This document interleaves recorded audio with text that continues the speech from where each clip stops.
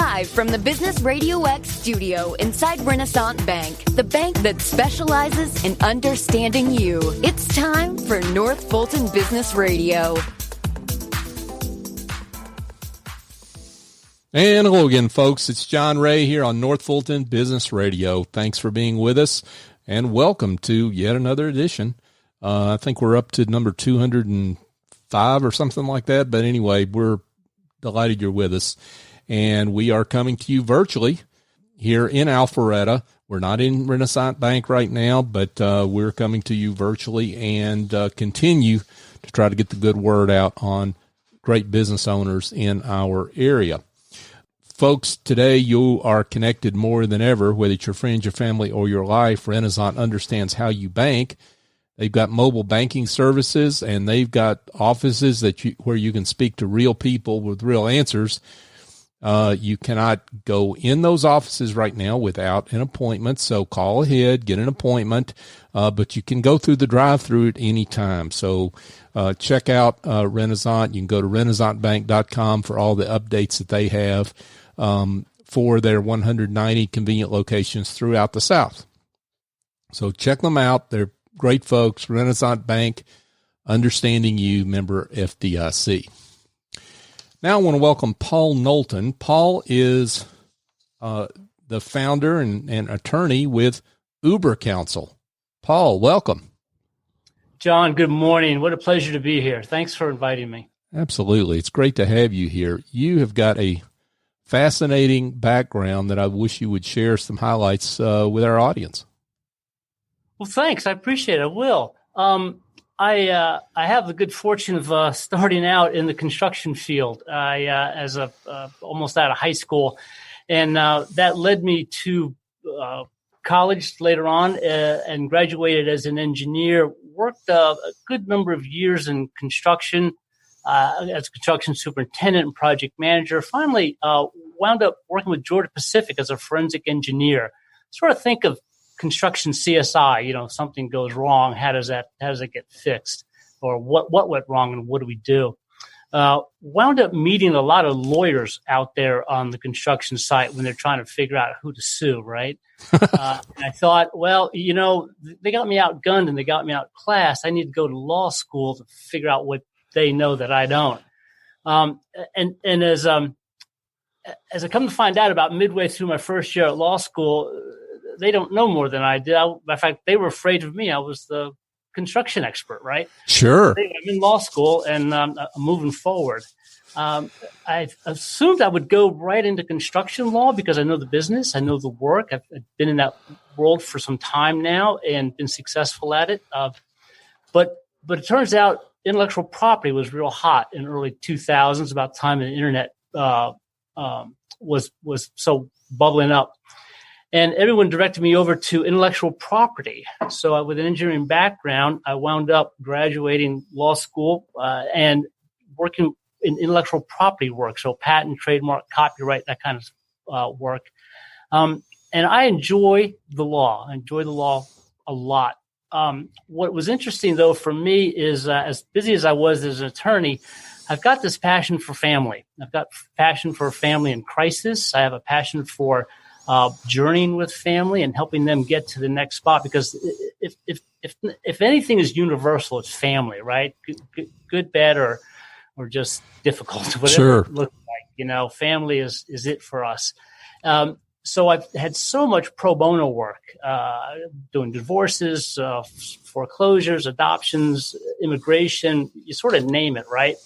And there sort of came a point where I had to sort of maybe give up the hobby or move into the hobby. And so the work that Ubercounsel is focused on is what I'm calling family care.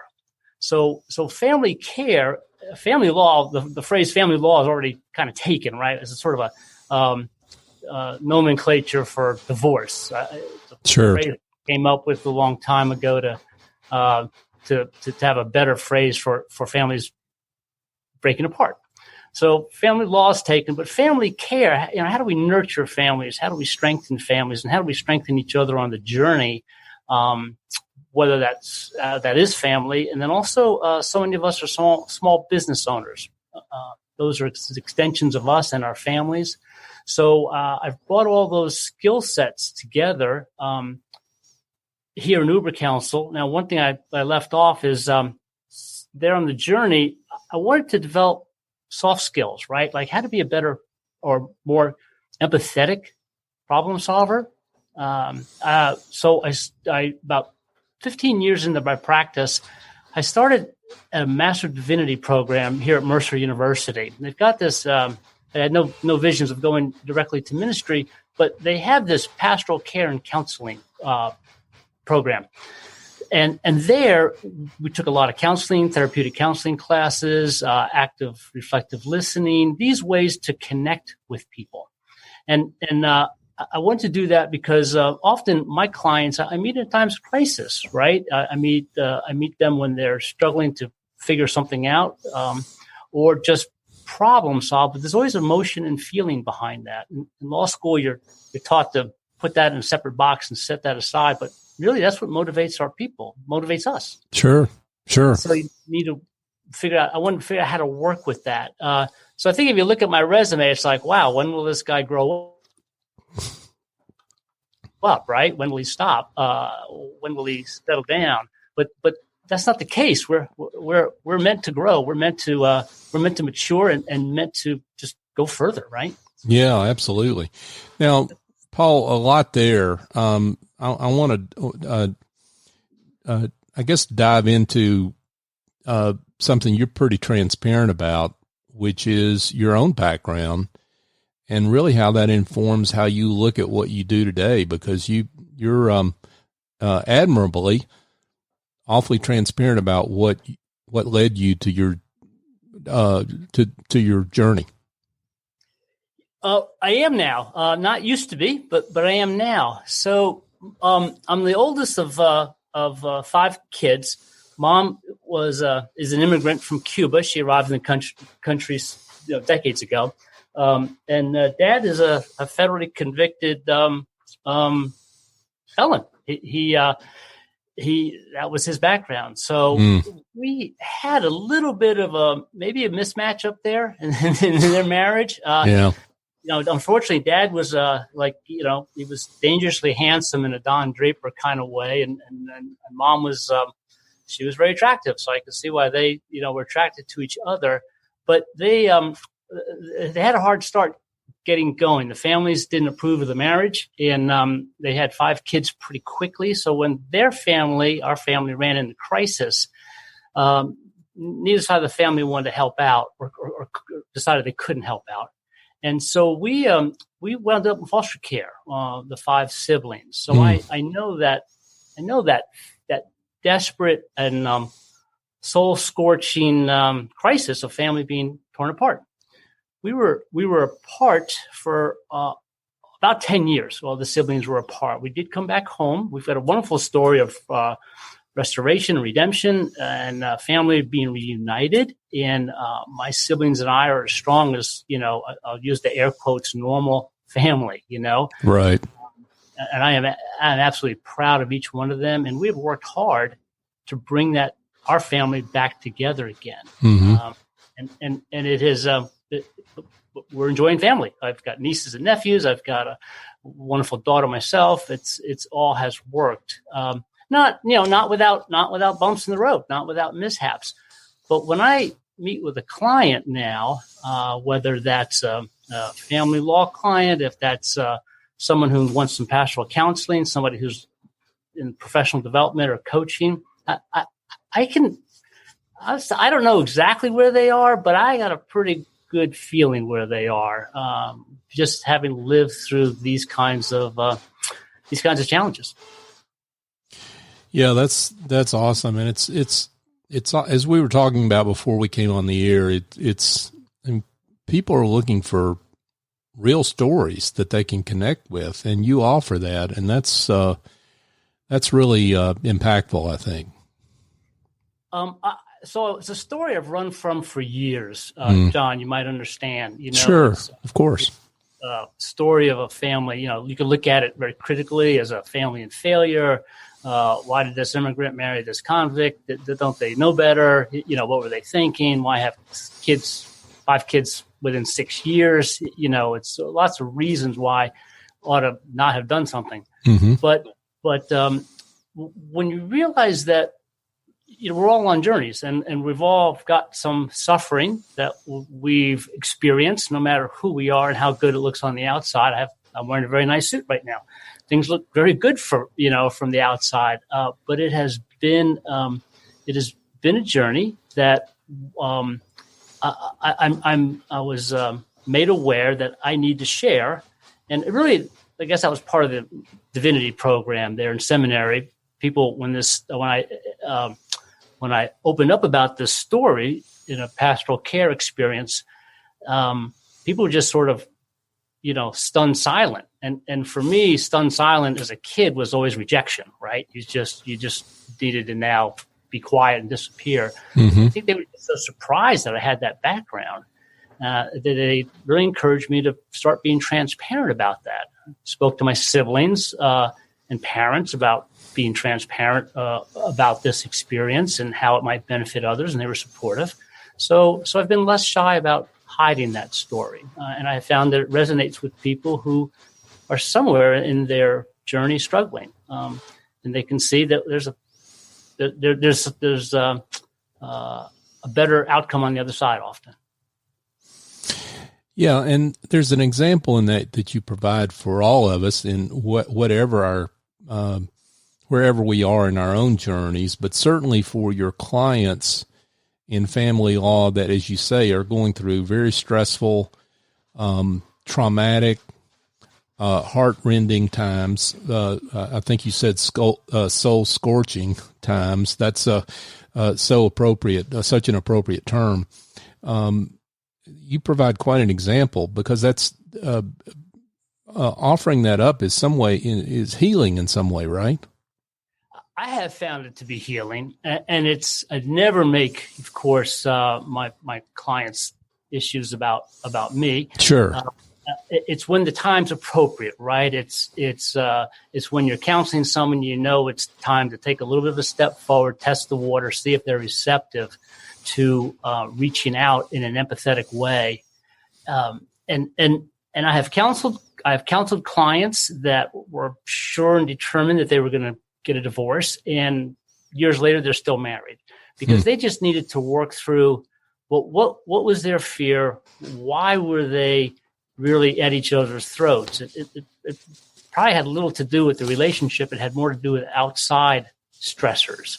In law school, unfortunately, and there's reasons for it, but we're taught to keep clients at a distance, right? We've sort of got to keep them at arm's length emotionally, and not dive too deeply into what some feelings or motivations are, and stay focused on the legal aspects. But you can't slice and dice people that way. We come in as a whole package. Some of it's neat, some of it's messy.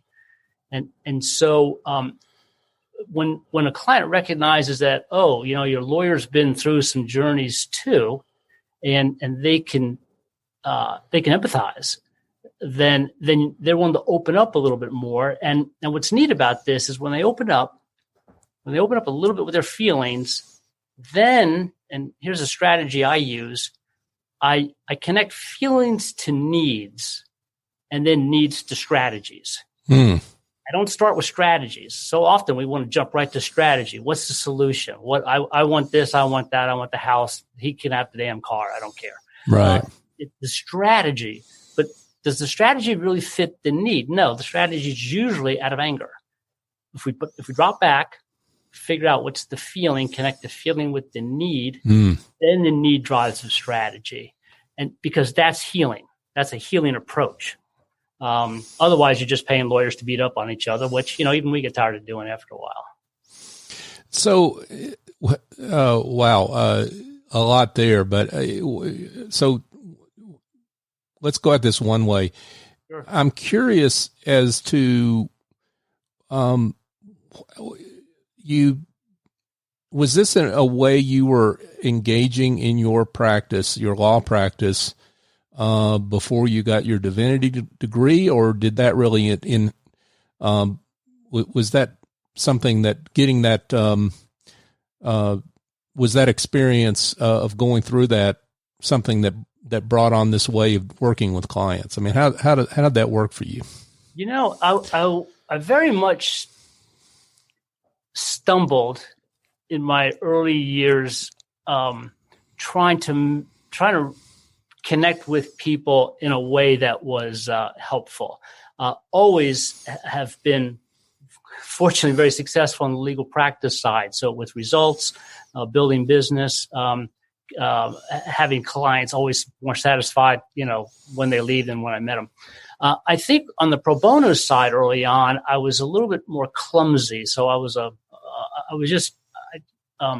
you sort of have the white knight syndrome, right? You want to go in and help somebody. Sure. And if you wind up doing more work than they're doing, then you're not helping, you're not teaching the fish, right? You just feed them for a minute. So even though those results were okay, I wanted a more of a sustainable model.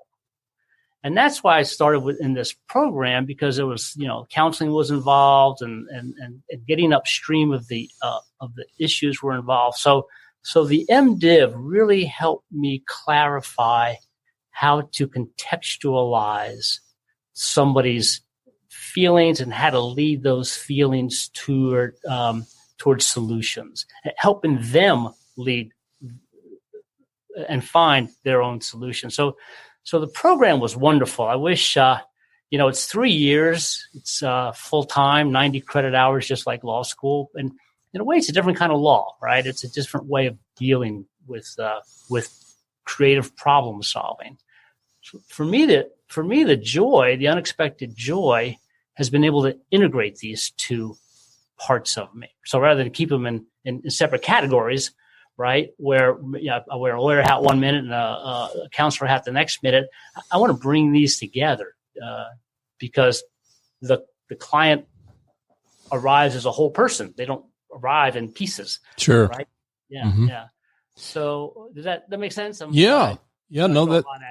No, that makes perfect sense. Folks, if you just joined us, we're speaking with Paul Knowlton, and Paul is founder, attorney, counselor, both legal and personal, right? For Ubercounsel, his own firm. Paul, when folks come to you for family law, they're angry and frustrated a lot of times. And I would imagine for some clients, you're not really that attractive because you're trying to get them off their anger, and they don't really want to get off their anger, right? Because they're mad, and understandably so, maybe, depending on what the circumstances are about what's happened in their lives. Absolutely. And they may not be able to reconcile. Right. I'm not trying to divorce. Sometimes is the right solution for people. I'm not trying to absolutely save the marriage or insist anything like that. I just help them figure out with more clarity, is this really the road you want to go down, or are there other options? If it's the road they want to go down, I've had some training, and not some. I've done the training for a method of divorce called collaborative law. So collaborative law, the intent there is have the parties sit down with their lawyers. The couple are represented by lawyers, but there's a four-way agreement, and the agreement is we're going to settle this matter, and we're not going to litigate. We're going to get to a solution that is satisfactory to everybody. If we can't, now because litigation is always available, and it is a method of solving disputes, right? But we collaborate. We try to work a solution that's best for everyone, causes the least amount of damage, and then we come up with our settlement agreement. If we've got to go that route, the attorneys will withdraw. So you see, the attorneys don't have a motivation to drive litigation. We don't have a motivation to drag this out. Right. That method's got some critics, of course, as you can imagine. Sure. But it leads to a solution that might be more healing. I mean, people considering a divorce, considering their family, dissolving the way they know it, they're angry, to your point, but create a whole lot more anger in that litigation process, right? You can just, when you say some things, you just cannot unsay them. So if we can make that process go a little gentler, I think that's what a lot of us in the family law area are trying to do. Mm-hmm. And that's what that collaborative is about. Some folks, they need to get divorced. I mean, family violence issues. You can't just try to save that marriage. Typically, it's that somebody's in jeopardy. They need to get out. So there's the neat thing about it is we need to start thinking, and many of us do, start thinking expansively. There's just not one hammer in the toolbox, right? There's a lot of different tools. Sometimes a screwdriver is all you need to tweak something. Sometimes you need a sledgehammer because you got to take down a bigger bully. And regardless of whether you get a divorce or you don't get a divorce, regardless of what your circumstances are, the ultimate goal is to recover, right? It's to heal in some form or fashion and get over that anger. Exactly right. Unfortunately, I was divorced. I am divorced. So been remarried and happily married for almost 25 years now. But I was married very young. Circling back to that foster care story, my vision growing up as a kid was, I'm going to have the perfect family one day. I am just going to be out of the situation I'm in. Life is going to be great. So, I married very early, and we were married about 11 or 12 years, and she decided she didn't want to be married anymore.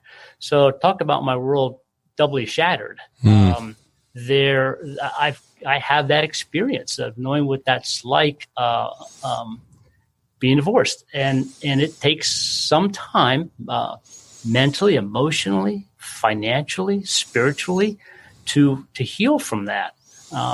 Wound up marrying cautiously. I was a little nervous, but about 5 years later, remarried, and it has been just a wonderful journey since. There is absolutely healing on the other side. Great story from Paul Knowlton, and Paul is the founder, attorney of Ubercounsel. Paul, we've talked a lot about family law. You've got a pretty awesome background in business-related law. You were at Kilpatrick Stockton, which is a well-known firm, and still work with business clients. There are a lot of issues, and certainly we can point to them today with the chaos that's going on today. A lot of issues that are really spiritual in owning your own business and working with your employees, particularly during stressful times. John, that's a really insightful observation. You're right. I find spirituality to be a part of our, obviously our personal lives, but our business lives as well. And by spirituality, I don't mean a faith tradition necessarily, right? We have faith traditions, we all do, and that's good. For me, the spiritual journey is that search for the internal trust and strength that leads us to fulfillment and engagement in our lives. It's this turning inwardly. One of the struggles right now, today with the coronavirus lockdown, is that we're, a lot of us are anxious and tense because we're not used to being with ourselves. We're used to being busy. We're used to being distracted. This is a painful time right now for so many people in a lot of different levels, particularly anxiety about the future. What is cash flow going to look like in our businesses? How am I going to recover? How am I going to get my clients back, my customers back? So there are a lot of stressful factors happening right now. For those who can, this is a good time for reflection and for searching for, are they where they need to be in their lives? This is the business of an extension of their best selves. But we all get it. We all learn first thing out of the gate as a business person. Okay, my first responsibility is to maximize profits, right? It goes back to Milton Friedman in the 1970s. That was the one social responsibility of an organization, to maximize profit. Well, what if it's not? Well, what if we absolutely have to have profit? I'm not stepping back from that. but does it have to be the only thing that we have to squeeze out of ourselves and our people? Can we have John Bogle, the founder of Vanguard, would say, well, what's enough? Where are we when we have enough? And that's, if we look through the spiritual lens, I think that's maybe what this pandemic might be teaching us right now. If we want to take a look at that, we don't like pain. We don't like looking at pain or suffering, but maybe that's part of what this is teaching us right now is what's enough? What do you really need? What is our new normal going to look like? Is it going to be back to the old busyness, or is it something more empathetic and something a little bit more compassionate with each other? That's a challenge for us now. You touched on something there that I thought was really appropriate, and I really perked up when you said that. When you talked about when you squeeze profit out, a lot of folks think squeezing profit out is about squeezing their employees, and it is, but you're squeezing yourself at the same time, or you're squeezing the business at the same time, or your business partners at the same time, right? I mean, there's more to it than what it appears, and it can be really damaging without you realizing what you're doing. Very insightful, John. You're absolutely right. So theologically, right? If I can take a step for a second, in the Judeo-Christian tradition, we've got the story of Moses, right? We always read that story as Moses freeing the slaves, right? And that's how the story goes. But someone who needed to be freed as well is Pharaoh. Pharaoh was driven by this passion for empire building. He had to have all the pharaohs throughout the times. They needed to create these monuments to themselves. And that caused a lot of stress for him as well. Yeah, and that's metaphorically him. But us in our businesses, if we have, and I've been on both sides of this equation. I've been on the side where if I'm not growing, I'm dying. We've heard that phrase, right? Right. Again and again. Yeah. Again and again. And so that's, I think, in critical thinking language, we'd call that a false dilemma. No. Think about a person in eating food. Am I going to eat all my food January 1st in the new year, that I would normally spread out throughout the whole year? I'm not going to do that. I'm going to pace myself, So we need to and can pace ourselves in our businesses. I need to make a profit. There's no question. I have bills. I've got to show, a profit at the end of the day. And my wife likes to see a profit at the end of the day, and I appreciate that in her. But I am going to focus on giving my clients such extraordinary service and such. I can never guarantee a result, but just the absolute best result I can possibly get out of them. And then I've got a marketer for life. I don't have to make more money to spend it on marketing to get the word out. I've got somebody who's going to do that, and I can't buy that stuff. Better I should try to get my 8 hours of sleep. I don't, but better I should try to get a good night's rest and take care of myself, because if I'm not healthy, healthy enough to do my work, it doesn't matter how much money I make, right? We trade our health in for our money, and then we wind up trading our money in for our health. How crazy is that? We got to balance it. This is great. I mean, I could go on and on, but I want to talk about what the kind of clients that you currently work with. And do you work with both family law related family issues as well as business, or how does that work for your practice right now? For me right now, I have had a lot of course, in the past, intellectual property clients. I've shifted more and more over to a bit of a mix of family care and mediation, conflict resolution, and professional development and coaching. So I've got these 6 buckets of services, right? So if we just think about a meeting with your lawyer and kind of come to a solution with something, I have a first step, which is an evaluating and kind of crafting an action plan. I've got a second step, which is a family care, and that's where I'm getting most of my clients in right now. So I'll focus right in on that. So we have to do adult things, right? Although we don't think of it too often, we put it aside. A lot of my clients right now are thinking about their wills, basic estate planning, right? So you've got your wills, you've got financial powers of attorney, and you've got advanced directives for health care.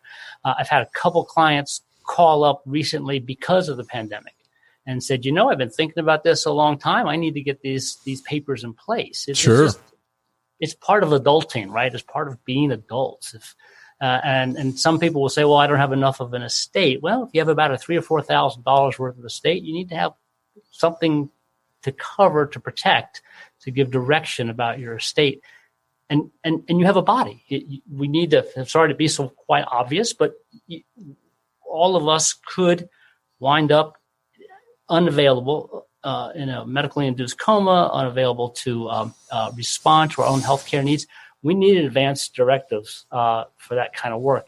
I'll give you a quick example. I'm embarrassed to say it publicly, but so I'm a member of I'm not embarrassed about this part. I'm a member of a motorcycling organization called IBA.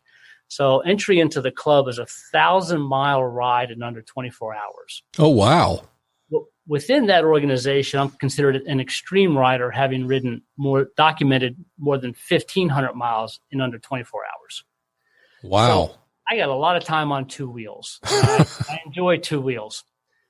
I was in a rush one day to get to Austin, Texas, from Atlanta to attend a niece's high school graduation. I made two or three really poor decisions in about half a second and wound up splayed out on I-85 South at Opelika, Alabama. Miraculously, I got up and I walked away from that, thinking cars were about to plow me down, when in fact I'd been knocked unconscious. The cars had stopped. People were walking toward me. Point is, you just don't know. You don't know when you're going to go down. And that's when I decided, okay, I need to have an advanced directive for healthcare put in place right now because,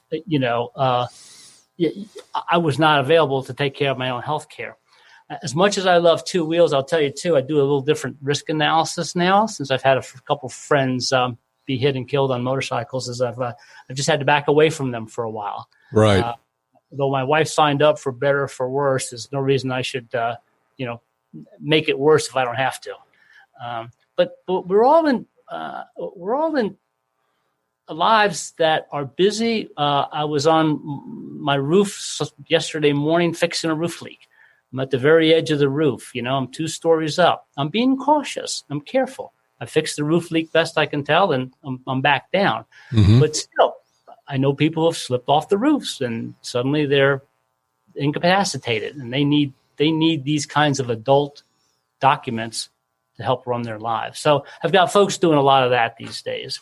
I've got a couple of people I'm coaching. They are CEOs and executives, and they like my style. So I tend to be to the point and cut through a lot of the facade that we put around ourselves, right? Because we need to get to who the person is and what drives them.